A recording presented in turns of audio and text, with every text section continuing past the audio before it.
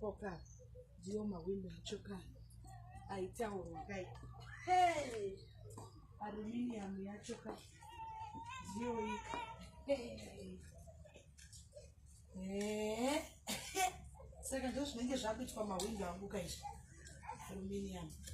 Zvinondonoka nepapiko. Panonoka papiko.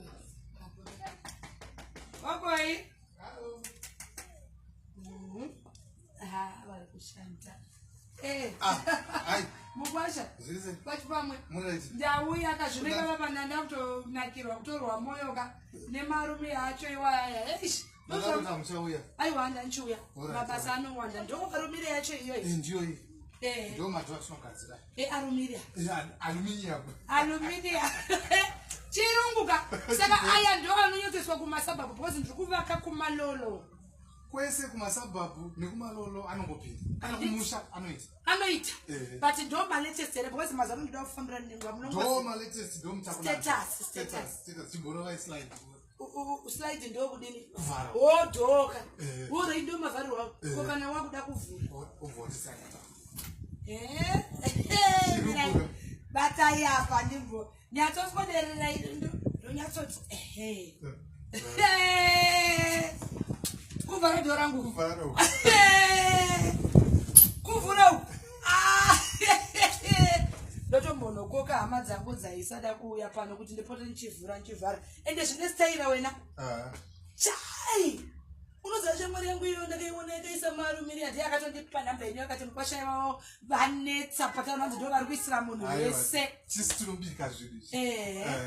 Ende maprices enyu akamira sei reasonable ka? Ari reasonable plus tichotora mapayment methods ese. Eko cash, US dollars. Zvese hamusarudzi. Aiwa tisarudzi. Transfer ko chikwereti. Chikwereti tinotaurirana. Tichitaurirana futi. Tichitaurirana hapana chakaipa. Aiwa makarongedza mukwasha kwese ka. Kwese.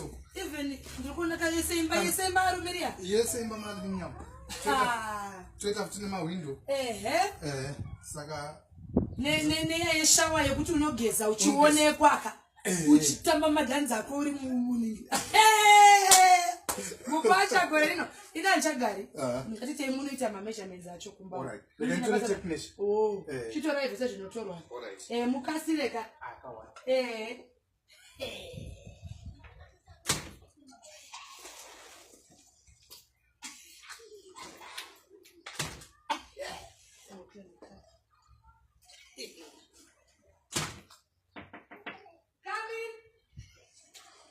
Come out!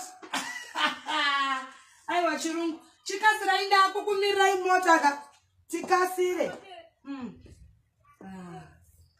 Zvacho zvakarongeka izvo. Ngava chikasire.